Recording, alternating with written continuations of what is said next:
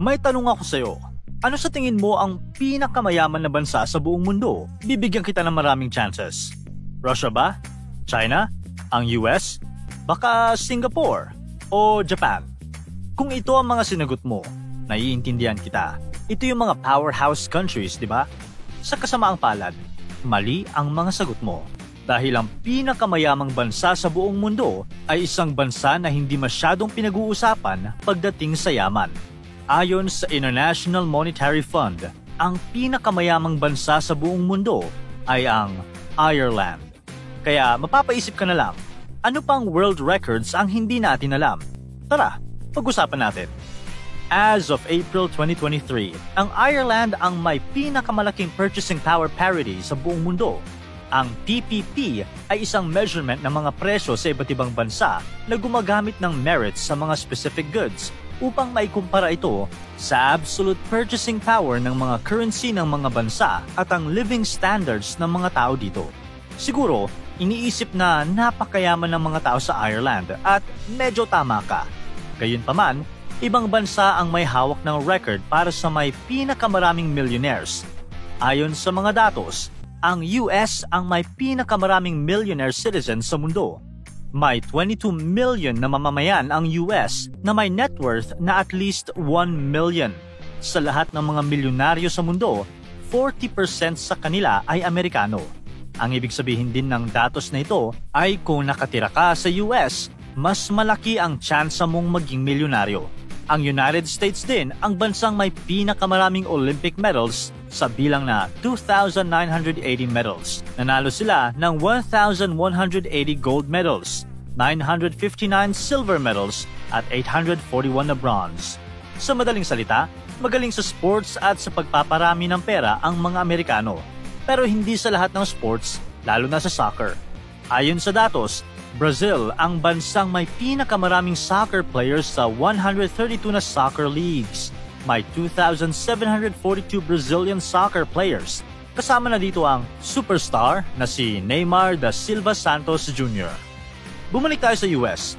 Kung nakatira ka sa bansa na may pinakamaraming milyonaryo at Olympic medals, iisipin mong magiging masaya ka, di ba? Siguro, pero hindi kasing saya ng mga Finns.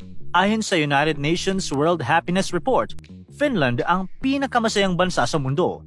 5 taon na itong nabibilang sa top 5 sa report.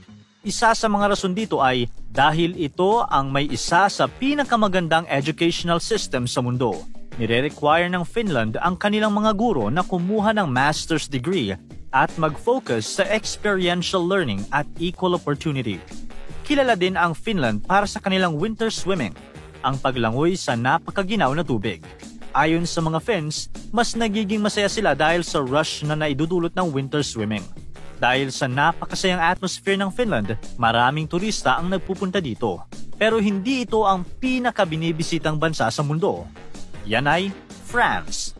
Ayon sa French Ministry of Foreign Affairs, noong 2019 lamang, nasa 90 million na ang bilang ng mga turistang bumibisita sa France.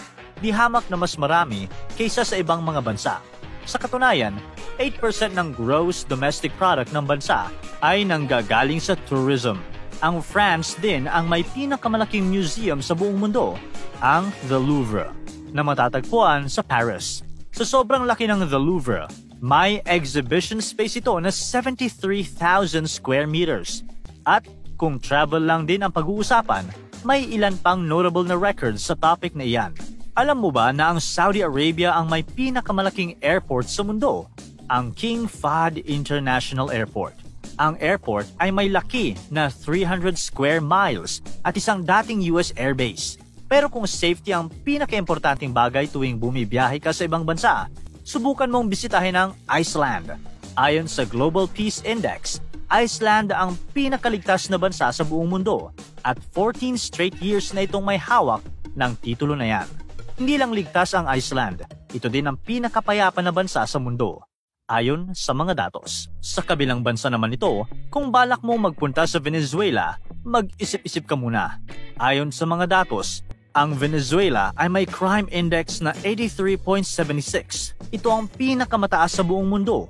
Ang high crime rate ng bansa ay dahil sa masamang judicial system nila at government corruption. Kung gusto mo ng long beaches, puntahan mo ang Bangladesh. Ang Cox's Bazar ang pinakamahabang natural beach sa buong mundo na may haba na 75 miles. Siyempre, sikat ito sa mga turista ng bansa.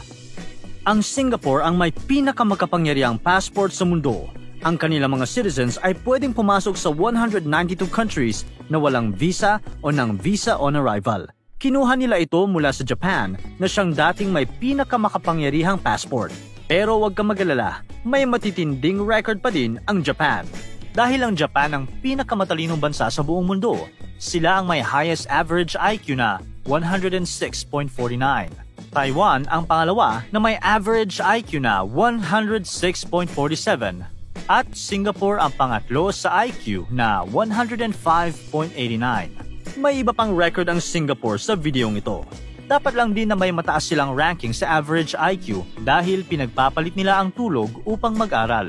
Ayon sa mga datos, Singapore ang bansang may pinakamababang sleep hours sa mundo. May fatigue score sila na 7.20, ang pinakamataas sa mundo, at sinusundan sila ng Mexico. Siyempre, hindi na kasupre-supresa na hindi masyadong natutulog ang Mexico dahil sila ang pinaka-overworked na bansa. Ang average annual hours na nagtatrabaho ang mga Mexicans ay 2,148. Hindi sila masyadong natutulog. Sa kabilang dako naman, tila hindi nahihirapang maghanap ng oras ang mga Dutch upang matulog. Dahil ayon sa datos, ang Netherlands ang bansang may pinakamaraming sleep hours sa buong mundo. Kung ang standard ay 8 hours, ang mga Dutch ay natutulog sa average na 8 hours and 5.5 minutes. Sa ngayon, siguro alam mo na ang Russia ang pinakamalaking bansa sa mundo na may total area na 17 million square kilometers. Pero, alam mo ba na sa sobrang laki ng Russia, halos kasing laki ito ng dalawang Canada, ang ikalawang pinakamalaking bansa sa mundo. Ang Vatican City naman ang pinakamaliit na bansa. Pinapaligiran ito ng 2-mile borders sa Italy at may total area na 100 acres lamang. Sa katunayan, sa sobrang liit ng Vatican City, mas maliit ito ng 120 times sa isla ng Manhattan sa New York. Ilan pang interesting na mga records ay ang Denmark na may pinaka-hindi corrupt na gobyerno sa mundo ayon sa Corruption Perception Index. Isang perceived level ng public sector corruption na measure gamit ang expert assessments at opinion surveys. Ang Denmark din ang pinakamalinis na bansa sa mundo ayon sa worldpopulationreview.com. Ang Pilipinas naman ay kilala para sa kanilang magagaling na athletes na tulad ni Manny Pacquiao at ang pinakamagaling na pool player sa kasaysayan, si Efren Bata Reyes. Ang Pilipinas din ang may pinakamaraming nurses na nagtatrabaho sa iba't ibang parte ng mundo. Sa kabilang banda, Italy ang pinakamalaking wine producer sa mundo. Nagpo-produce sila ng 4 million liters taon-taon. Gayunpaman, ang pinakamalaking winery ang Milestimici ay wala sa Italy, pero nasa Moldova. Ang winery ay may lawak na 75 miles at sila ang may hawak ng record na pinakamalaking wine collection sa buong mundo pagdating sa dami ng bote.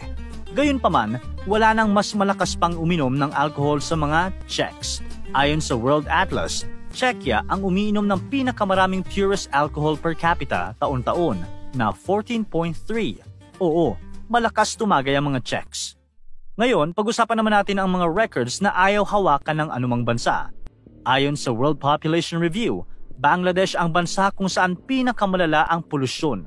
May na-measure na 5 pollutants ang US Environmental Protection Agency: ground level ozone, particle pollution, carbon monoxide, sulfur dioxide at nitrogen dioxide.